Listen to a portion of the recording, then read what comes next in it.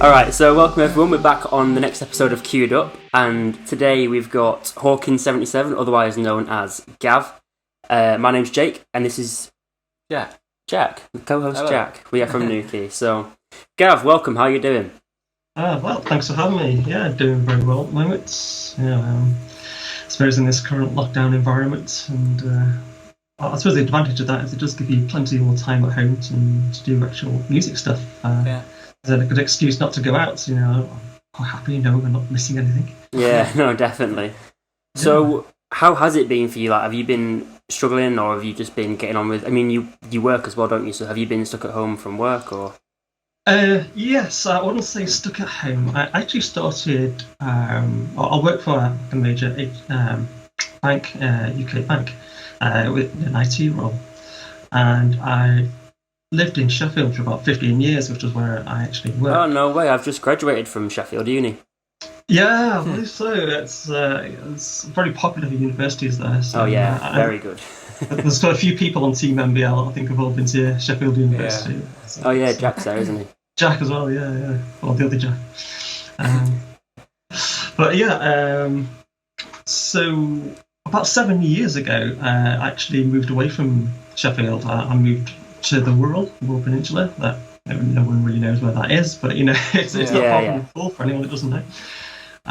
So which is basically where my family are, friends are.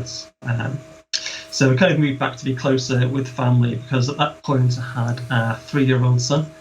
Kind of wanting to know and be around his family and stuff. So definitely.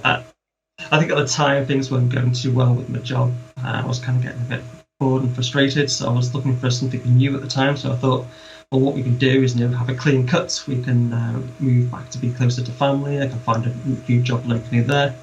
Well, when I spoke to my boss at the time, he said, you don't actually have to quit. You can actually just work from home. So I think the way it was set out, although the office I was based in was in Sheffield, everyone I worked with was kind of based either in Scotland or India or China. So my boss wasn't in Sheffield. So as far as they were concerned, it didn't matter where I worked from.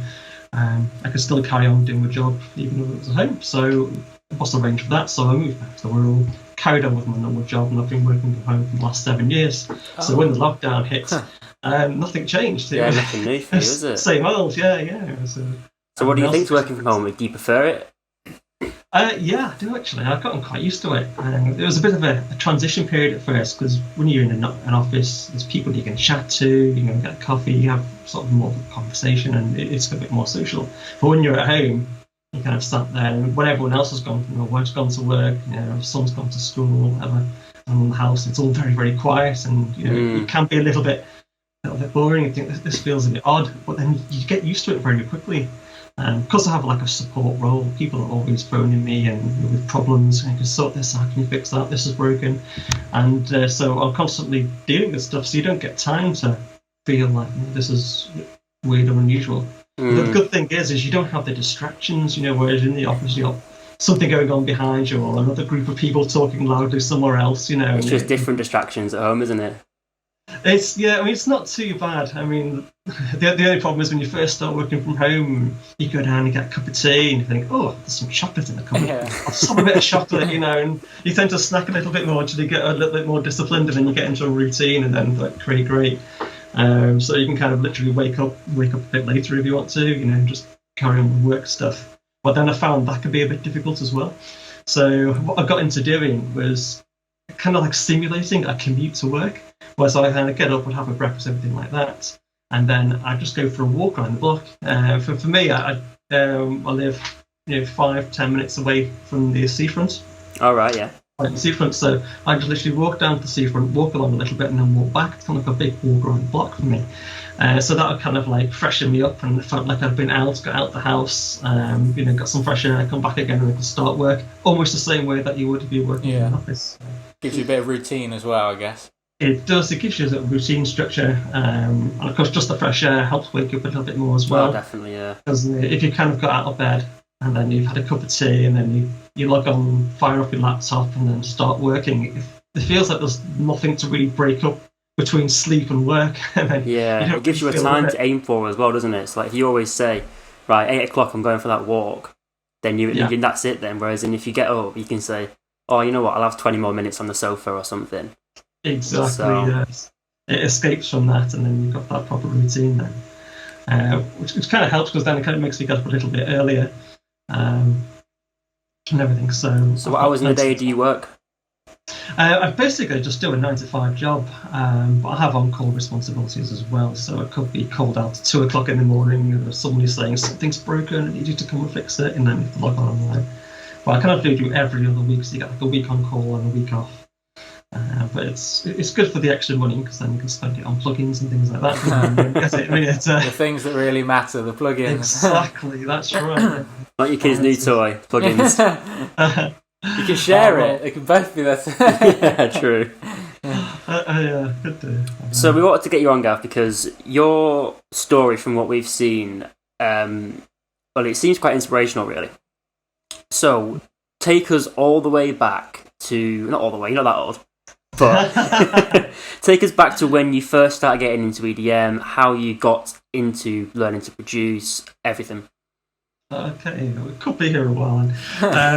Full life story. Okay, so I suppose the music thing really started back in the day when I was about 14, and it was that long ago that the Atari ST and the Commodore Amiga home computers had just come out. It was that long ago. I think we're back in 1991, it was that long ago. So those are kind of the home computers to have. Nowadays it's all Xbox and PlayStation, etc. But back then, the Atari ST and the Commodore Amiga were the two main rivals that everyone wanted. But I had the Atari ST originally, and that was kind of music orientated computer itself, because it had built-in MIDI ports, which was like unheard of back in that day. So it was, those computers were used in studios and stuff like that. And I understand big artists like Fatboy Slim exclusively had an Atari ST for producing music. Oh wow! Although back in the day I didn't know a thing about producing music, but the main point that changed for me is I came across this piece of software called Noise Tracker, and that's what I call like a module tracker, a modular tracker, and it was very, very simple, but ingenious in what it did. And it just basically had 4 tracks, and you could load in some like a small 8-bit samples, and then it's almost like you programmed these patterns in. You'd have like say 64 lines across 4 tracks, and you just literally put a note in as it kind of scrolled up the screen. And I was on pointing, and of course, you're on audio, you can't see me pointing. Ignore my hand gestures. No, there is video being recorded. If that's okay with you, anyway. Yeah, absolutely. Okay, so it's very simple. You could produce, you get your drum tracks and any kind of synth based, and you could produce very, very simple computer based music. There was no such thing as mixing or anything back then. Didn't know anything about that, but you produce very, very simple tunes that would be fine for a computer game back in the day. Quite repetitive, not monotonous in a way, but kind of things that just kind of kept going along, and it was kind of very. Is that how you would describe it? Yeah. Basically, I kind of started off by just recreating songs that I'd already heard. I'd hear a song on the radio or something like that. Or I think the one I do remember was the theme to Mortal Kombat. That was one of the first ones I remember trying to recreate, because it was a very sort of simple melody. And you just literally had that, and you could program that in very simply. So it's basically, there was no quality to it whatsoever, but back then it was simple programming. I was quite made up with it at the time. Although you couldn't produce anything that sounded anything remotely professional. It was good fun, and that's kind of what sparked my interest in production then. I didn't really do much with it, and that's kind of a bit of fun. So when was that? So that was that was my school days. So, right. Okay. Yeah. Got you. Around 1991. If I remember rightly, because I think I finished my GCSEs in '93. So it's a couple of years before teenage that. Years. So it was teenage years. And then I kind of played around with it on and off from time to time, trying to recreate stuff and then try to produce something original. I didn't really know any producers back then. There was no kind of network. There was no YouTube. The internet was still relatively new, so I had no way of. I didn't even think back then I could do anything. Yeah, that anything like that was possible. That there was doors open to things like that. Yeah. Slightly. I mean, approaching a record label was just. It seemed impossible for me. Yeah. So doing it all via the mail. Well, I would have had the confidence to do it back then, but at the time I didn't really take it that seriously. It was a fun hobby to do, but then I think after sort of went to uni, I did a little bit messing around here and there, and I didn't really do much until after I graduated.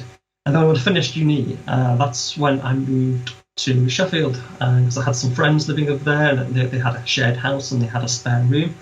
So I said, spare room, can I come in with you? Yeah, sure, no problem. So over I went, and then I think I got a job back then. My first proper IT job, and this is how long ago it was. There was like agencies hiring to fix the Y2K Millennium Bug. So that's what I was originally hired to and taken on to do. So then I kind of earned a little bit of money, and then eventually I saved up, and then I figured out how to build a PC, and then I built a PC, and then... So during this time you weren't dabbling in production? At that time I wasn't doing anything like that, no, because I didn't really have much of a platform to do it on. I mean, I still had, I think at the time I had a Commodore Amiga, and I had software called Pro Tracker. Back then it's a slightly more advanced version of the noise tracker I originally had. Right. Again, I'd load it up from time to time, mess around with it a bit, put it away again. Couldn't really do anything, because of the quality as well. I mean, these machines are very, very slow clock speed. Yeah. I think then, like that, maybe there was probably a certain limit to what you could do at home until you'd have to go into a proper studio where you could start, and still then it would have to be a lot of real life instruments as well to just give you even just samples just for a basis of a track, wouldn't it? I think. Yeah, that's right. I mean, I did also learn to play guitar. I started playing guitar around 14-ish. I was in school as well. Again, not to the point where you could record it and it would sound good. But again, it gave me a little bit of a musical background, and I'm familiar with chords and notes and stuff like that. Although I didn't know any scales, I just kind of played around and thought, that sounds good. And I could tell when something didn't sound good, that note's wrong. So that's kind of what helped me get on there a bit. So I never had the attention span to pick up a book and actually read, hey, this is the scale, this is how I do it. I just put that down, pick up one, play it and see what happens, and go and ask somebody else that knows a bit more. So how do you play this tune again? And then they'll shake me, and then so that's kind of how I picked up as a bit of a musical background. But yeah, so once I had my PC again back, and this was probably up around 98, 99, that sort of time. So you were born then? You were born? 98 we were. Oh wow, making me feel so old. But yeah, so I think there was a guy in our office that I worked with, and he managed to get hold of a copy of Cubase, I think it was back then, and so again I tried that and have a little bit of a play with that. Again, it was like, technology-wise, it was way ahead of what I was used to playing on my Commodore Amiga and stuff like that. So I had a little sort of a dabble on that. Again, didn't really get anywhere. And then maybe a couple of years later, I came across what was currently owned by Sony Acid, which is like the loop-based sequencer. You can like download loops or buy CDs with loops on. You can just drag them in and arrange these loops. Mm-hmm. Yeah. And that was like a really cool way of doing stuff. So I played with that from time to time. So it kind of got me into the sort of arrangement a little bit. Although I knew nothing about mixing at that point, still couldn't make anything that sounded professional. And I again didn't know anyone who had a studio or anything like that. So I messed around with that on and off for a few years. I got a little bit further than I was before, but I didn't have anyone to collaborate with, and there was no communities or anything like that. So again, that eventually fell by the wayside. And it was something like 15 years I didn't do anything musical at all. And then it all changed for me about 3.5 years ago. I was on my computer, on my laptop. I was on YouTube. I can't remember what I was looking for on YouTube, but one of the suggested videos that popped up was that famous one, the Future Music Magazine, where they interviewed Martin Garrix when he talked to his animals. Yeah. Very famous track, very famous video nowadays. But I started watching that and I thought, oh, that looks interesting, because I'd heard the track and I knew the name Martin Garrix, though I'd never seen him before. And when he popped up the video, and I thought, God, he's so young. He's a kid, I can be his dad, But then he had the software up, and you could see that it was like Fruity Loops. And I remember seeing that on a cover disc about 15 years ago. Oh, wow. It was a very, very basic thing back then, but it obviously grown tremendously since then. So I started watching this video, and when he was talking through it, he was using this stuff, I thought, it looks relatively simple and doesn't look too far away from things like Acid, Sony Acid that had built-in loops. And you could put these things together on a playlist, and so the basic concepts were similar to what I had 17, 18, 19 years ago when I was a kid, so that the principles are kind of the same. So I'm thinking, he's made this incredible track, and it's gone platinum, and from his bedroom. Yeah, that's right, in his bedroom. I think he's so young. I thought, well, why can't I do that? I'm thinking, well, is there anything stopping me now? So then I did another search, and I could find tutorials on mixing and tutorials using FL Studio. Yeah, how the game changed. Yeah, suddenly there's like all these tutorial videos out there, and everything on mixing and mastering, and I was thinking, there's nothing to stop me now. I can do this. This online community is to help with this. So I kind of went out and bought FL Studio, proper license and everything, One of the few. Yeah, that's right. Well, when I looked into FL Studio, I think it basically said on the website that once you buy it, it's free updates for life. So I thought, well, fair enough, pay for it once and that's it then. So so then I was basically onto some YouTube videos, and I started to discover the sort of famous YouTubers, people like Edwin and Team MBL and stuff like that. And I started watching all those videos, and basically any tutorial I could find, get my hands on, I'd watch and try to repeat it. And then, it needs to buy decent soft synths, so then I bought Nexus first of all. That's the first one, because I didn't need to know anything about sound design for Nexus. It's basically a big rumbler. So I just started. What I produced was pure crap, It always is, isn't it, when you first start? But as long as you had them sounds there to kind of, for the early days, just to get into just being creative and kind of just get in the door, I guess. Yeah, that's right. I was quite impatient because I wanted to, straight away produce something like Avicii did. You just can't do that straight away. No, definitely not.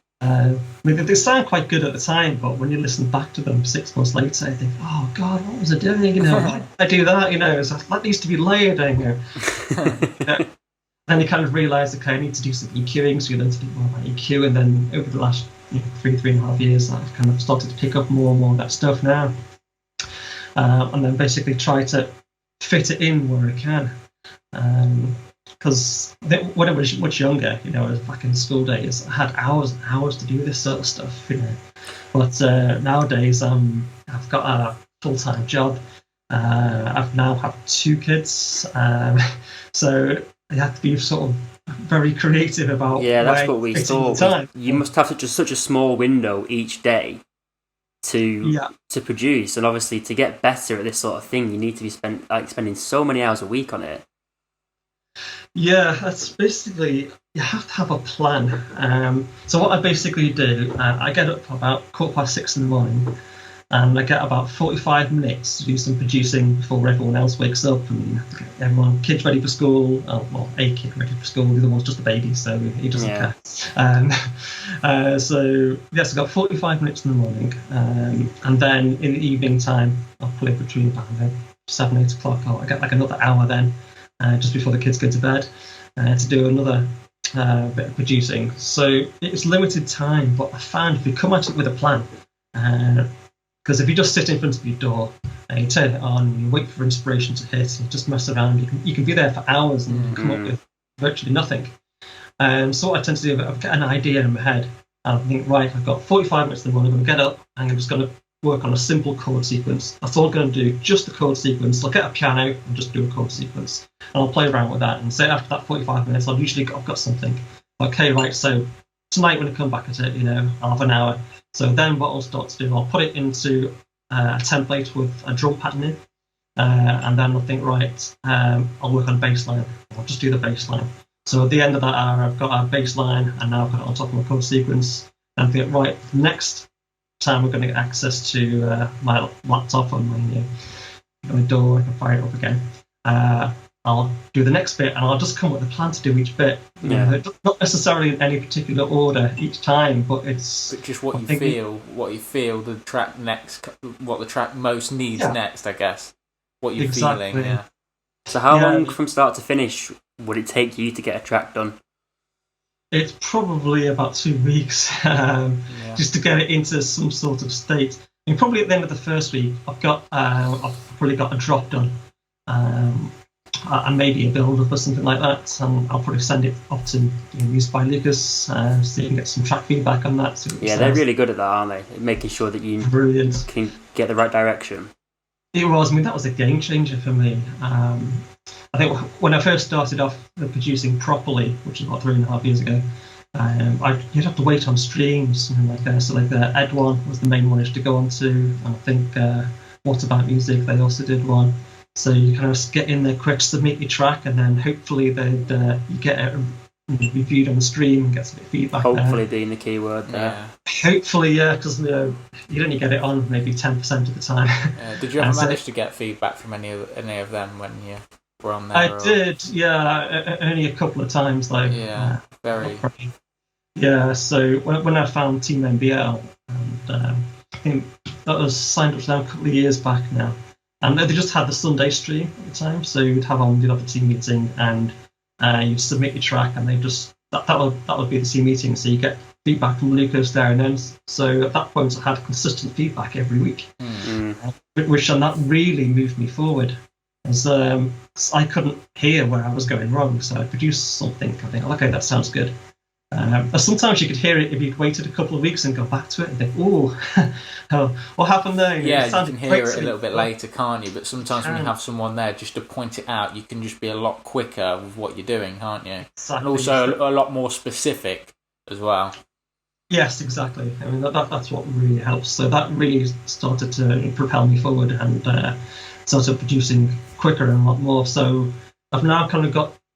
You learn from that, and then you know what not to do when you produce your next track, and then you can put that back in. So next track you produce is slightly faster, and then again, you get more feedback, more experience, then you do a little bit faster again. Well, one of the main things that helped is when you get it's just building a template. So you produce, maybe you go back to your last track and you think, okay, I really like the drums on the break there, so I'll put them into my template. And so next time you fire up a track, okay, I've got my drum template already there. So what I've got to do, as soon as I lay down the bass line or something like that, I've got the drums already there, and then that makes it very easy then to come up with the melody for me. So if I've got the drums, the rhythm, the bass line, I can just write a melody on top of that quite easily. Yeah. And you also know when if you've got your drums there, and if you just say unsolo them or something, and then you've got your bass line playing, you also know, because they're just there and ready, you also know more efficiently whether an idea is going to work or not, instead of having the bass line and then having to go through for hours just choosing your drum samples, putting them in, and then realising, oh, this bass line isn't actually that good. If you've just got like a template there, you can just be like, oh, switch it on, and then you know you've got a vibe, and you know what you've got, don't you, really? Exactly, yeah, that does help a lot, because producers can spend days, weeks picking a kick or snare. Necessary amount of time, yeah. Yeah. So I don't have that time, so I have to be as efficient as I can. Yeah. So I'm constantly looking for like these smart shortcuts I can take, So anything I don't have to recreate, it saves me time, which is why I really love just pulling presets. If I want a lead sound, I'll go through my presets. It might need a little bit of tweaking, but I don't spend hours on sound design. Yeah. So I kind of learned a little bit about sound design. Just enough. Yeah, so just enough. So I can hear like a preset. I think, okay, I just need to tweak that, change that. A bit more attack there, a bit of effects, and I'm good to go. So if you get some good quality samples, again, Cashmere. Everyone uses Cashmere. It may not sound original, but the having those samples laid out and all categorized, again, really speeds up the workflow. Yeah, going back to Team MBL, we joined last year when we first properly started as a producer duo. And if you're just a newcomer into it, it's perfect. So much there for you. The community's fantastic. Everyone supports you. Like we met you and a whole host of other guys in the NBL team, and it just really gets the ball rolling. It does, yeah. Just being able to chat to other producers, which is something I've never had before. Yeah, like-minded people. Yeah, exactly. I think it can help on the mental side a little bit as well when you have a community. Because sometimes if you say maybe in the early days or when you've not had a community, you kind of think, oh, well, why am I kind of doing this? I must be the only one that's failing and it not quite going right or getting something wrong. But when you've got a community of people, you're like, well, actually, I've got like-minded people here that can support me. I'm not crazy to be the only one that can think this is possible or this is something that I can actually turn into something that I want to do for a living. So, I think that's another benefit as well, for sure. Yeah, it does really help. Even if something as simple as, okay, you're trying to do your branding, like I'll get my Instagram set up. You can always rely, even though your friends don't care about what you're doing, you've got other producers on the team who will actually like your posts, so you feel like, okay, I've done something, I've put something out there, Well, that's another part of it. Obviously, you want to produce and you want to get better at producing, but then as you go along now, it's different. You have to be a social media manager, graphic design artist, and then the rest of it, because you've been doing your own animations and your Photoshop, haven't you? Yeah, that's right. So with your small schedule, it's like even more to cram in. It is, yes. So you do have to kind of cover a bit of everything. I mean, luckily with Team NBL, they do masterclasses on that. So it was like an hour every Sunday. They do a masterclass and it covers all the sort of branding stuff and how to set up your Instagram profiles and how to get the most out of it and social media. Have you got quite comfortable with all that now, or? Yeah, I think so. There's still room for improvements. I seem to have got stuck in a lull now where I've got just over 400 followers and it just refuses to grow anymore. So I've got to take a look at something there. But I kind of got the basics down, sort of regular posting and putting some stories on there. And then trying to think of content as well. So again, like the topics and what things to post about. And so again, it's such a numbers game now as well. Yeah, that's right. So you kind of got to be a bit clever. And I suppose in lockdown as well, you can't really post travel pictures and stuff like that, which a lot of people do rely on for. So there's only so many things you can take around, your house, garden, So I suppose the cats never featured so much on posts. So how do you find balancing all of it? Do you ever have times where the family gets in the way? I mean, obviously, recently you've had a bit of traumatic news that's taken over the last 6 months for you. It has. It's definitely been an interesting year. I say interesting, it's a scary year. It started off brilliantly because end of last year, my wife found out she was pregnant. We kind of always wanted 2 kids. After about 6 years or so, we kind of gave up thinking it was never going to happen. And something like September last year, I was sat right here in this office, and my wife comes running in, unable to speak, and just thrusts something in front of my nose. I'm trying to look like a pen to me. What's that? I realised it was a pregnancy test. I'm thinking, what? Brilliant. What? It's really, it's kind of this complete disbelief. And at that point, we'd accepted we weren't going to have any more kids. Yeah. I just a couple of months earlier had taken the cot out of the garage and I thought, I'm not going to need that anymore. I'll take that to the tip, dispose of that. I almost have jinxed it or tempted fate at that point. So we had a baby that was then going to be due end of January. And as it turned out, my eldest son, his birthday is also on the 28th of January. And as things worked out, that's exactly when the baby was born. Oh, wow. What? That's insane. What an expensive month. I know, yeah. So I think almost to within the same hour as well, 10 years apart exactly. That is crazy. That's ridiculous. So that was a crazy day, yeah. So I think at that point, we would shoot off to the hospital or something like 3 o'clock in the morning, the actual the whole labour and everything was really quick the second time round, so it was about an hour after we got to the hospital it was all done, it was like, I've got a baby, Then last time it was about 12 hours of sitting around waiting for everything to happen. But yeah, so it was so much quicker this time. So it was all very, very rushed. It was all happening way too quickly. There was certainly several days there where I was getting into producing done, So, but yeah, it was kind of crazy because I think my eldest son, who's 10 now, and he hasn't been well for the last month or so, since probably beginning of December. He'd had like a bit of a cold, kind of like mild flu symptoms. We've taken him to the doctors a couple of times. Yeah, he's probably fine, just plenty of fluids, that sort of thing. And I've taken him about 3 times up to that point. And I think what would happen as well, when my wife went to labour, went to the hospital, mother-in-law came round and she looked after him. And so he wasn't particularly well then. And I think when I came home that night, he was a bit sick overnight. So first thing in the morning, I rang the doctor and said, I need an appointment with my son. So we've got an appointment. We've got one for 3 p.m. that afternoon. So I said, yeah, great, we'll take that. So I went to the hospital around lunchtime that day, picked up my wife and the newborn baby, brought back home. So we're at home for about an hour. We had like an hour together, and then I had to take my son back to the doctors. So went to the doctors, and then they took a look at him and said, maybe nothing. Could be just maybe you've caught 2 versions of the flu at the same time, and just got 2 different strains or something. They said he was really tired at the time, and sort of struggling to breathe a bit. I think his heart and nose had all his glands, everything had all swollen a little bit. So they said it's possibly nothing, but we'll just refer you to the paediatric assessment unit at the local hospital, just to make sure. So what they did is they took him from there briefly home to swap out some medication, update my wife on what's happening, then back to the same hospital I'd just come home from an hour earlier. So they admitted him there and started to do some tests and wanted to take some blood tests and things, which took a while because 10-year-old and needles don't mix really. Yeah. So that was quite challenging. So they have to put this like numbing agent on the wrists and the thing, and then they leave it on for an hour, and then they put the needle in, put a cannula in and everything, so they can take multiple samples if necessary. So it was starting to get quite late by that point. I think it was sort of after dinner time.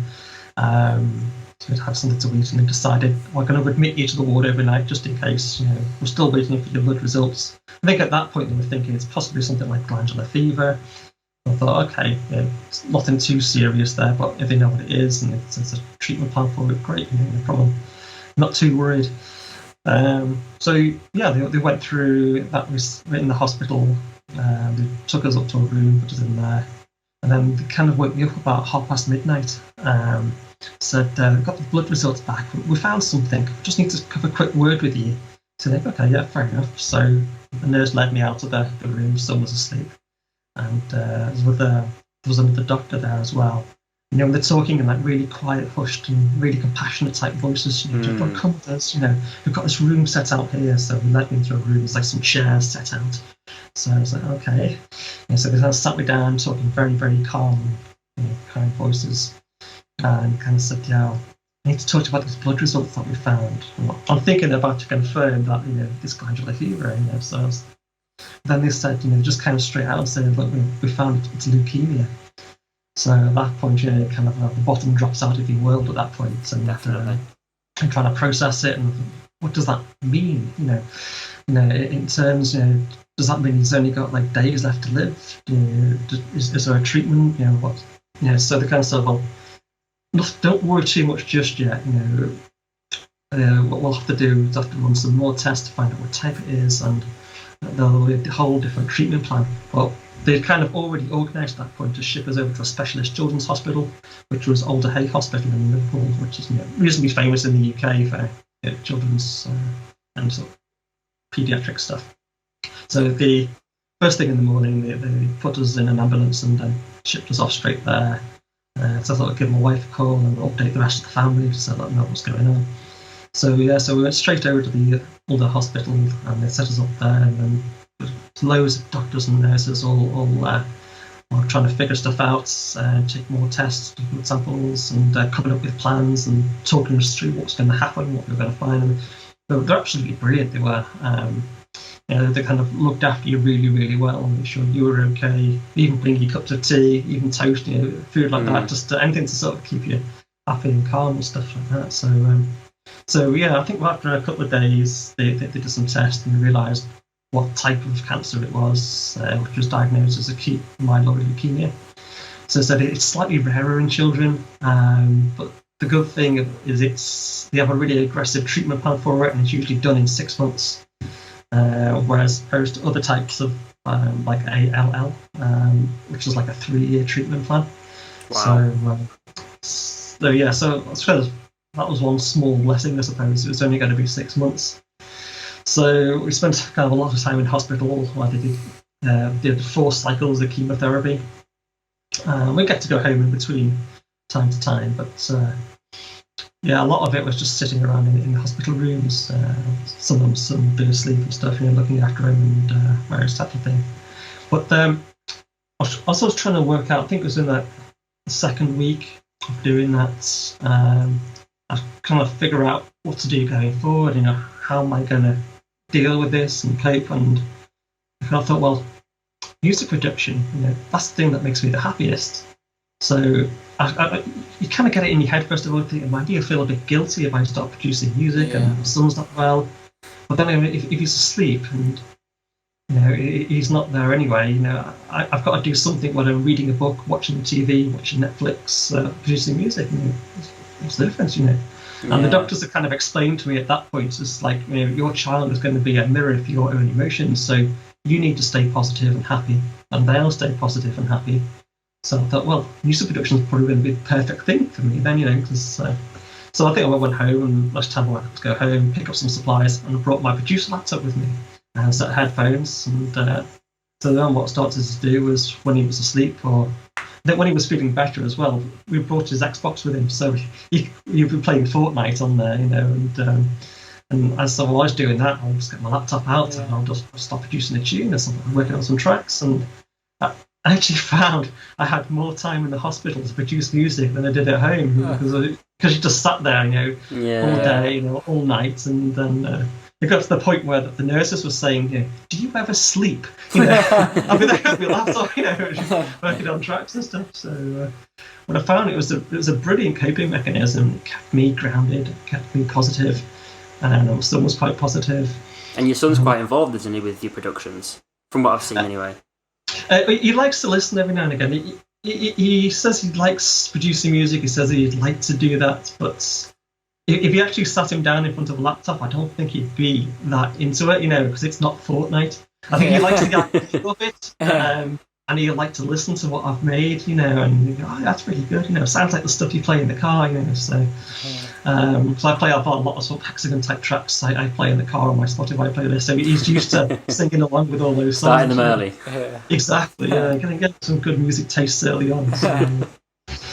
So that all kind of really helped, and so I actually got quite a lot done in the last 4 or 5 months. I got several tracks done, all to various stages of completion, but well enough to sort of send off the feedback and adjust. So probably I got a whole bunch of them now, all about 90% done, and not one of them's perfectly finished yet. So, well, they never will be, to be honest. That's the thing, you kind of get it to a point, don't you? And then you kind of got to make a decision. Yeah. But there's usually, if I send it off for feedback, there's always something that just needs tweaking. So I'm kind of at a point now where I've got a track, and I've kind of written it for sort of like Generation Hex, which is my dream label, to get my stuff signed onto. So it probably won't get signed. I've not got anything signed so far. I've not actually really sent anything off yet much, but it's unlikely I'm going to get my first ever track on Generation Hex. But well, you might do another Mo Falk. Well, I don't think I'm quite there yet. But Mo Falk's production skills are out of this world. Yeah, he is good. Yeah. So what's your end goal with it? Is it just a hobby and that's it, or is it like one day you want to be? Well, my end goal when I first started this journey, I was like, I'm going to get a track, I'm going to learn how to produce, I'm going to mix, master, and then I'm going to get something signed. So that was my ultimate goal, to get something signed, and brilliant, I kind of achieved that goal. Well, as I've been doing it, I'm thinking, well, I don't want to stop doing it. I really enjoy this. Mm. So I've not really thought about it further than that. I mean, I'll just keep producing tracks, sending them off, improve. But I've never learnt to DJ or anything like that. So I haven't actually got any plans to do shows yet. Maybe I will, but again, it comes down to time as to what I can do. So I've got time to produce. So unless I get so good at producing that I can produce a track in an hour, that'll free up more time to learn how to do doing stuff. But like you mentioned before, I'm trying to fit in learning to produce like animations, things like that as well. So the idea behind that is I can produce a music track. I can now promote it by having a really cool music video behind it as well. Yeah. Plus, again, it's another creative thing that I love doing. Kind of like music in a way. It's very sort of artistic. Because I'm obsessed with science fiction, sci-fi stuff. So even my logo can look a bit Star Warsy, you know. Hopefully, but yeah. So pretty much, I love to produce lots of sort of sci-fi type stuff, space themes, robots, that sort of thing. It tends to go into my sort of artistic stuff. A lot like, sort of inspired a lot by the hexagon art, you know, the cover art. Yeah, I was going to say they have quite. I was about to say that's quite similar to hexagon, kind of that influences and kind of. Yeah. I absolutely love their cover art. For me, that it's the best cover art of any label ever. Yeah, it's very very futuristic, isn't it? It's very interesting to look at, and it's not just like one. You can look at it more than once. You can see little things, and it is quite interesting. Yeah, I mean, I have them as my wallpapers, you know, on my laptop. Even my work laptop, you know, I'll have different ones. I look at it. I didn't see that before. You know, there's cool little stuff in the background. Yeah, definitely. So it just kind of remind me of like Blade Runner type stuff. You know, that sort of a dark future. Is it neo noir or however you classify it? But yeah, I love all that stuff. So, awesome. So yeah, hopefully get the music and then get the music and the art to come with it. You know, then a package done. Full package, yeah. Definitely. Who's your biggest inspiration then when it comes to this sort of scene?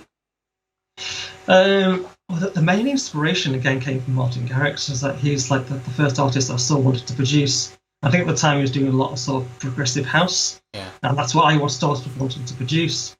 And but then I think everyone sort of starts at that bit. Yeah, but then they see so many more genres as they go on. Yeah, I think like it's like popular. Like Martin Garrix was a massive thing, I think, for a lot of young people, and it was kind of like a not like, I don't want to say like a feeder, but like a feeder genre. Do you know what I mean? Like it's quite gateway. Yeah, it's like a gateway, like a gateway genre. It's quite like commercial in a way. It has quite a few commercial, like, what would you call it, like elements. Yeah. And then it's kind of allowed a lot of people to come into the scene and explore lots of different genres, I think. It does. Basically, that's what kicked me into Future House. Because when Martin Garrix did a collaboration with Brooks, and they did Bite, I think it was. That's kind of a future bounce type vibe to it. And I think, that's quite cool. What's that, you know? I haven't heard anything like this before. Yeah. So it kind of went, and then I started looking a bit more at it, and then I found other artists, you know, looked into more Brooks stuff, and then I discovered J. Escar. And I just love that bounce vibe, future bounce vibe, and that's when I kind of discovered the whole future house genre, and then from there, Don Diablo. Yeah. It's like the king Don Diablo, period. Pretty much, yeah. That's amazing stuff. I love that sound, isn't it? So I was trying to listen to everything Don Diablo could get my hands on, and then you discover other kind of future house artists as well. Brooks, absolutely amazing producer. You know, of course he uses FL Studio, a really, really old FL Studio. I kind of wish he would update his version of FL Studio so when I'm following it I can work out what he's doing. You know? Yeah. But I love watching that stuff. But yeah, Mo Falk's played another good one because he's got a really the groove on his tracks is amazing. So found a little niche, hasn't he? Really.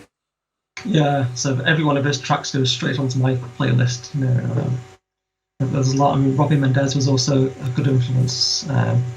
Again, these absolutely amazing artists who you think would be so much bigger, but I don't know, maybe they just aren't enough people that listen to Future House. I don't know.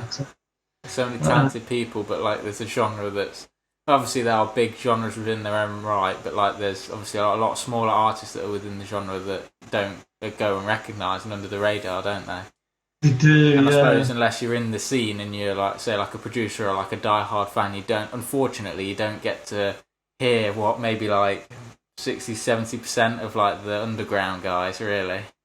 Yeah. Give it 5 years though, they could be the ones that are headlining. Exactly, so. yeah. That's right, yeah. Well, hopefully 5 years it'll be you guys up there, you know. And we're like, I want to learn to produce like NuKey. That's awesome. We can dream. Yeah, we hope. But just going back before, we do want to, for anyone that's listening, just clear up that your son is better. Yes, that's a very important point. I don't leave everyone hanging. But yes, so when was it, about a week or so ago, he'd finished his last course of chemo a few weeks back now. So last week he had a bone marrow sample taken, and that's basically to confirm that everything was good. So we haven't got the definitive results back yet. The early indications are that he is now fine and hopefully cancer-free. Because basically he did really well throughout the whole chemotherapy stages. You know, he was constantly in the low-risk groups before responding really, really well to each stage of chemotherapy. And he kind of got to the point where the doctors would come in out each morning whilst we're in the hospital and they'd say, "How are you? You okay? Fine, great. Well, everything's working really, really well. Nothing really to worry about. Have you got any questions? No? Okay, well, it's done." You know, so then they'll be in and out in just a few minutes. So he must have been dealing with it really, really well, and he's been really positive through the whole thing.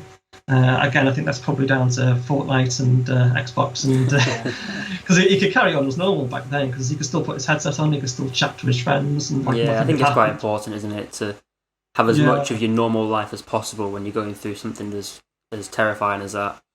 Absolutely, yeah. And because if he's happy, then I'm less stressed, my wife's less stressed, and because we've got a newborn baby as well, and because of the whole coronavirus thing, the hospital sort of locked themselves down, so only one parent could be in. So my wife was basically forced to stay at home with the baby. I was stuck in the hospital with my son. And we'd like meet up once a week where we go home and swap out dirty clothes and get a lot of fresh laundry and then back again. So it was kind of a difficult few months there, but I think it's all been quite positive towards the end, and now everything feels like it's back to normal. So but once we get those results, hopefully later this week. It's my birthday on Thursday, so if I can get those results on my birthday, that'll be the perfect birthday present. So I think following the track record, that would it'd line up for you, wouldn't it, that way? That'll be absolutely perfect. Yeah. We did actually get a fan question in them, and they asked, what advice have you got for UK producers in particular that are wanting to get into the EDM scene and produce, but considering the fact that it's not so big over here? I read that really badly, sorry. No, that's fine, yeah. I wouldn't worry about it being big at all. If you like the music, that's the main thing. Just go with it. Don't try and produce what you think everyone else wants to hear. You're just going to be miserable if you do that. So for me, when I started doing it, I absolutely loved the music, and I was discovering, I just go over progressive house to future house. That was a whole new thing, and it was just really exciting, And you discover these new artists like Don Diablo, Brooks, and all that sort of thing. And then you could just get really excited about doing it. So, I just go with that. Don't worry too much about the scene, where it's big or not. It'll be big somewhere, especially EDM stuff. It's going to be big in the Netherlands anyway. And not too far away. Yeah, exactly. It's like an hour on a plane. You start flying, you pop over there to ADE and take your demo with you, play it around. It's great. Just get excited about what you want to produce. Do what you want to do. Get your feedback, etc. And if you can find an online community, even better. Team MBL worked for us. So that was quite well. There's tiers in there. You can even join the Discord without actually joining Team MBL. You just wanted to chat to people. So you can find like-minded people online, which there are, and just produce the stuff that you love doing, and then the rest will just fall into place naturally. Yeah, couldn't agree more. Brilliant. Well, I think we'll wrap it up there. Anything else you wanted to ask? No, that's good. It's a compelling story, isn't it? Very interesting perspective. Enjoyed it a lot. Excellent. Well, it's been great to actually chat to someone about this. One of the things about lockdown, I haven't been able to talk about music to anyone for quite some time. Yeah. So it's just great to talk to all the producers, and I'm glad that you guys had me on, and it's been really great. So thank you very much for having me. Yeah, well, thank you for sharing your story. Everyone that's listening, go and give Gav a follow. We'll have all the socials and everything in whatever description you're listening on. Thank you. And yeah, thank you very much, Gav. All the best Awesome. for the results as well later in the week. Thank you very much. Much appreciated. Take care, guys. Cheers, bye. Bye. I like the way you're moving.